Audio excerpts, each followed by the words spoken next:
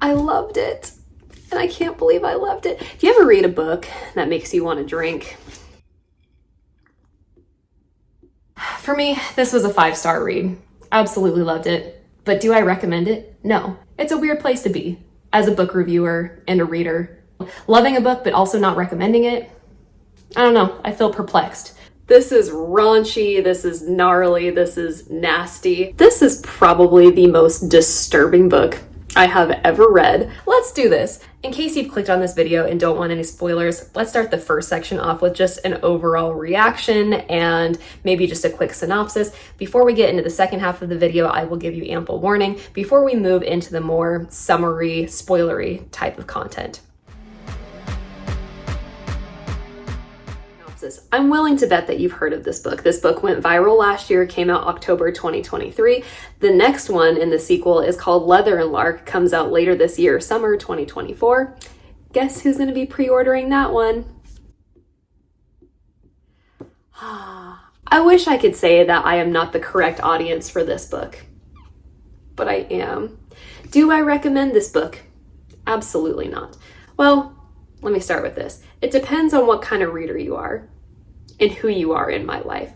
My parents, I would never recommend something like this. Now, if you like dark romantic comedies, if you like smutty books, okay, this might be right up your alley. But be prepared to go on a journey with two weirdly likable characters. I say weirdly because these two main characters are serial killers. So it's like Dexter, but the romantic version of Dexter. This is honestly a romance story between Rowan and Sloane. These are two people that you would not expect to like. I love them. I was rooting for them. I thought they had a very cute relationship, despite their very particular hobby of killing people together. They kill other killers, by the way. So these aren't just regular bystanders, regular innocent people. They are after other killers or pedophiles or just not good people. They're eliminating these people that we don't really want around anyways. So they're vigilantes of a sort. And they develop this game after they meet. Rowan is actually the one who suggests it, and it's his way of keeping Sloane in his life because he's afraid that he's never going to encounter this woman again. He's actually a very big fan of her work. They know of each other because these are very infamous serial killers who have not been caught. They're well aware of who the other person is, and then they finally meet. And Rowan is instantly very interested, extremely attracted to Sloane. And so his way of trying to keep her around in his life is to develop this game where they hunt the same killer. They meet up once a year. I want to say it's like in August of every year. And whoever kills the guy first wins. It's a pretty demented game. These two characters, they're oddly likable. I don't really understand why. I understand why I like them. They're very cute, killing aside, but I'm confused. I'm confused as to why I like these people because in reality, I should despise them. They're not good people, but they do at least eliminate the right kind of people, the people that we don't want to associate with anyways. I didn't expect anything from this book. I knew that people liked it. I knew that people enjoyed it. And I just had to know what the fuss was about because I kept seeing it everywhere, all over YouTube, all over TikTok, all over Instagram. So I just had to know. And I went in with pretty low expectations because I'm not really a huge lover of smut. This is disgusting. The smut scenes are terrible, and they are long-winded smut scenes. This is not just like a page here and there. You have a lot of really vivid, very detailed sexual scenes in here.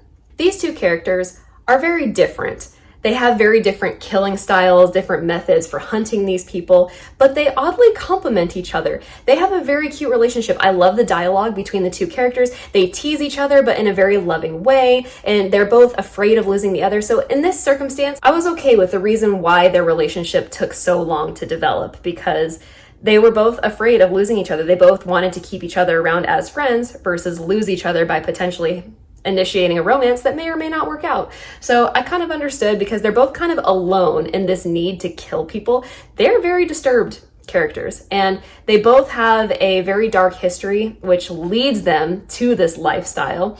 And so you kind of sympathize with them for that, but also kind of judge them for going that far off the deep end. What's also crazy about this book is that the sheer amount of other people who know what these people do and are just okay with it, they just accept it and accept them for who they are. which I think is really funny. But this book, I don't think it wasn't written to be believable, because it's not. This is ridiculous. These two infamous killers are apparently geniuses at not getting caught. They just escape all of the authorities all the time. And they also are very open about what they do to other people. They're in public places when they talk about killing other people, which is pretty crazy. Simply put, I loved it. Should you judge me for loving this book? Absolutely. I kind of judge you if you love this book. But hey, we can like it together. We can talk about it together. This is very disturbing. And honestly, I was hooked. I couldn't stop reading it. Check the trigger warnings if you're interested in reading this book.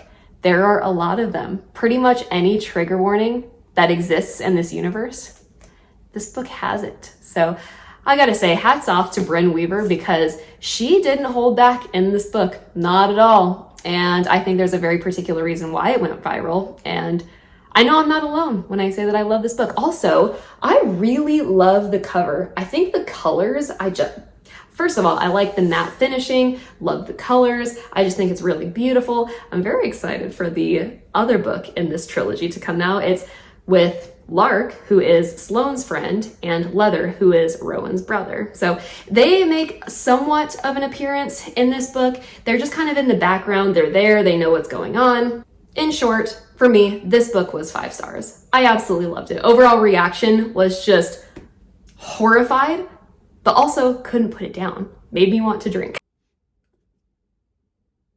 Let's move into the spoilery section of this video. I can't give you an entire plot summary because honestly, I don't have the dirty vocabulary available at my disposal to do that for you in this video.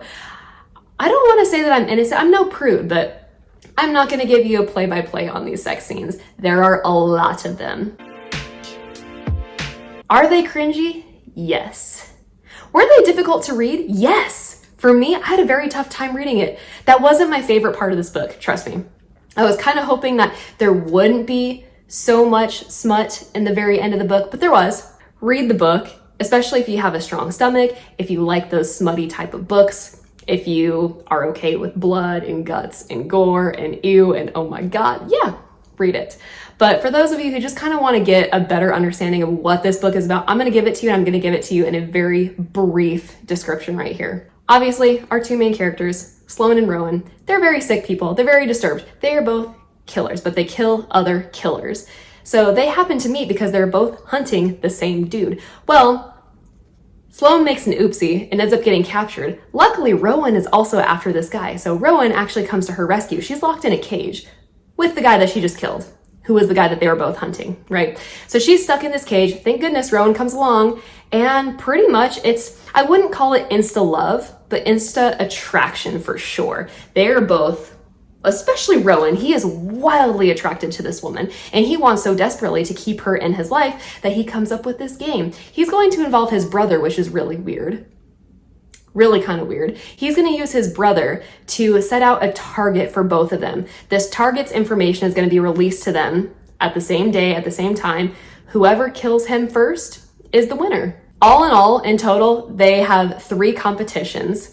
The very first one, Rowan actually wins. They're hunting down this pervert. Rowan pretty much just pummels this dude to death. And part of his fit of rage is just because this pervert was actually caught watching Sloane enjoy herself in her hotel room. What's the nice way of saying that? So Rowan just loses his mind. He's absolutely not okay with this. Once he catches this pervert dude, he pretty much beats his face in until this dude just dies. So Rowan for the win. So then a whole year goes by, and there are feelings that are developing, and they both miss each other, but they're too afraid to admit that they have stronger feelings for each other. They value their friendship because they're one-of-a-kind people. They're probably not going to meet anybody else who has the same particular hobby. Sloane, by the way, she is known as the Orb Weaver. It's because she plucks the eyes out of her victims and cuts body parts off to create skin ornaments. Disturbing, right? Rowan is known as the Boston Butcher. They have a lot of different names. They also have really cutesy names for each other. So Rowan, as you can tell, refers to Sloane as Blackbird. The reason for that is when she's stuck in that cage with that first killer, when they first met, she is actually singing a song to kind of console herself, a very meaningful song for her. And one of the lyrics in there has to do with the Blackbird. So he always calls her Blackbird. She always calls him Pretty Boy. So all in all, they have a very cute friendship. They have an even cuter romantic relationship until you get to all the sex stuff. And that it made me very uncomfortable, but I still liked it. So in the second competition, Sloane is actually the winner. Sloane's thing is plucking eyeballs out, which is why she's known as the orb weaver. And Rowan makes fun of her for gouging the eyes out. Just a cute little banter piece that they have going on. During this second murder scene where Sloane is the winner, they encounter a lobotomized manservant named David. David's very important, and you don't know exactly how much until the end of the book. But Sloane has a big heart, weirdly, because she is crazy. This woman is psycho. She kills people and then makes skin ornaments and plucks their eyeballs out, uses them for whatever. She's known for making these intricate webs that are actually disguised maps that the FBI haven't figured out yet.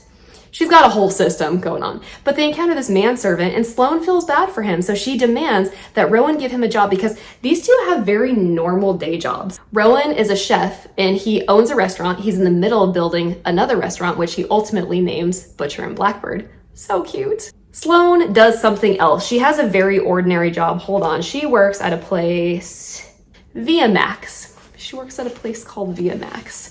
I don't know what she does there, but she's able to work remotely when she needs to. So they have regular daytime jobs.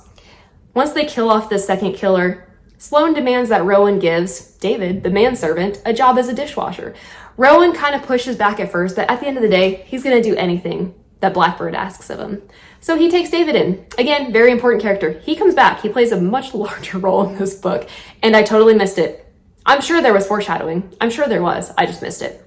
The final competition was actually my favorite. Again, a year goes by, and again, Sloane is the winner. So now Sloane is 2 out of 3. Sloane gets pretty beat up, which just enrages Rowan. He wants to protect her. He knows that he's absolutely in love with her. He's going to do anything for her. So she's all beat up, unfortunately. But Sloane gets her revenge. It's okay, no big deal. She actually scares this man to death because he has big issues with his mama. He has his mama's skeleton stored somewhere in his abode. And Sloane wants to have some fun, brings the mummified corpse and starts playing around. His name is Harvey Mead, this guy that they're about to kill off. And she literally initiates a heart attack. And so he dies. And they're a little disappointed because it's anticlimactic. But this is where their friendship really kind of evolves into that relationship officially. But they have a lot of cute moments throughout the book. There's a moment where Sloane, she realizes that she has deeper feelings for Rowan. So she flies to Boston and shows up at his restaurant. She really wants to have a conversation with him. But at the end, she chickens out and she ends up making an excuse, a lie, saying, oh, I'm here on business. I'm here for a meeting, which is not true. She's there to see Rowan, but she's not going to admit that. So she goes back home feeling disappointed, and Rowan is even more disappointed. He was so excited to see her. So Rowan flies down to where she lives, and he doesn't even tell her that he's there. But he makes an arrangement with this boy to deliver groceries to her house, and then he hops on the phone with her and he walks her through how to cook these meals. It's honestly very romantic. It would have been more satisfying if he would have actually been there physically in person, but it's a very cute way for them to bond. My ring light just went out.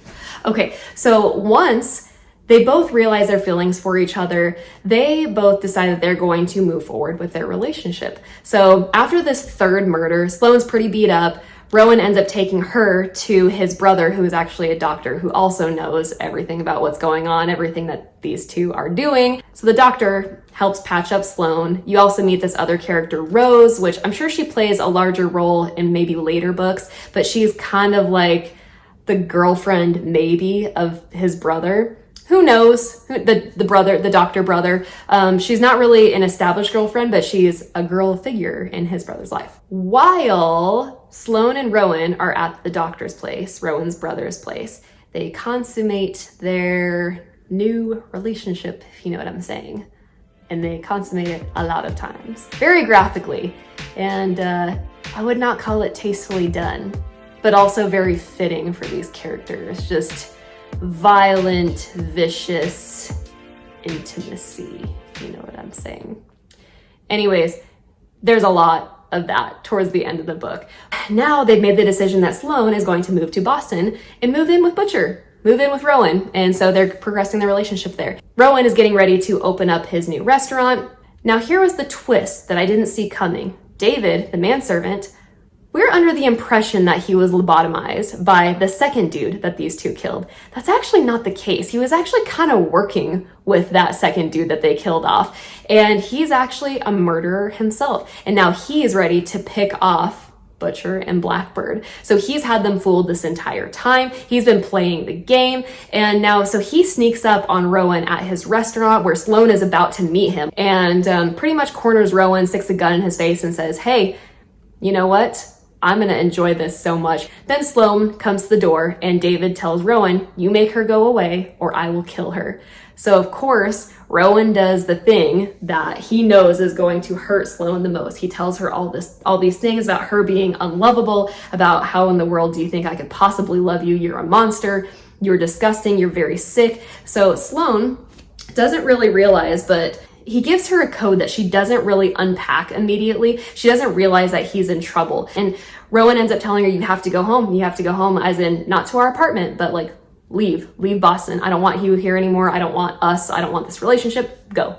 So she is devastated. She's crying. She calls Lark on the phone. Lark is confused because it's very obvious how much these two are in love with each other. And so Sloane is trying to pick up the pieces of her heart when she starts realizing that some of the things that Rowan was saying didn't really add up. He was being very cryptic about certain things. And eventually she comes to realize that he had dropped in that conversation a date. And it was the date around the time where they had met David when they were killing that second dude. I think his name was Thorsten or something like that, where they caught David eating cookies and cream ice cream, or what they thought was cookies and cream ice cream. Oh my God, I can't even say it. But, you know, if you read the trigger warnings, there's accidental cannibalism in this and then purposeful cannibalism in this. Sloane never lets Rowan live down the fact that he accidentally ate humans. Pretty gross. But now David, he's a monster of a different type. This cookies and cream ice cream that he was eating had like human semen in it. The dates that Rowan had dropped on Sloane as the clue, they really didn't make sense to her. She was really confused as to why he was doing that. And then she realized that that was the date that was on the cookies and cream ice cream, which is what David was eating when they first met him. Oh my gosh. So she runs back to the restaurant. She also had cameras in there the entire time. She looks at the camera and sees what's going on. David has Rowan tied up to a chair and is pretty much torturing the dude. So she flies back to the restaurant. Also, I was like, girl, you had cameras in there? And you're just now thinking to check in on him? Luckily, she gets there in time. Rowan is pretty beat up, but alive. Sloane comes in and she totally plays the game. These two are phenomenal actors, by the way. She comes in saying, oh, you know, she pretended that she knew David was who he was the entire time. And she talks about wanting to be with him and that she was playing a game with Rowan and really her end game was to be with David or whatever. David buys it, kind of. And so she tricks him long enough to kill him. She frees Rowan and yeah, it's pretty much happily ever after. After that, they continue to do their hunting on their next victim. Rowan proposes to Sloane by putting a ring box in the empty eye socket of their victim. So romantic. At the very end, they get married. It's cute, right? Okay, look, so I love this book. Please don't judge me. Or judge me. I don't care because I judge any of you who like this book. I'm absolutely getting the second one and I can't wait. It comes out sometime this summer. I'm gonna find the exact date and I will be at Barnes & Noble on that date. Anyways, I hope this was helpful. If you want to feel disturbed, read this book. Do I recommend you read it? I don't know. It depends on what kind of reader you are. If you want something that's going to shock you to your very core, yeah, pick this book up because I don't think there's any other book that I reacted to as strongly as this one. Yeah, no, and I've read some pretty out there stuff. This is the worst one. And when I say the worst, I mean the best. So I hope this video was helpful. If you've read this book, please leave me comments. Did you love it? Did you hate it? Tell me your favorite parts. Were you disgusted? Were you disturbed?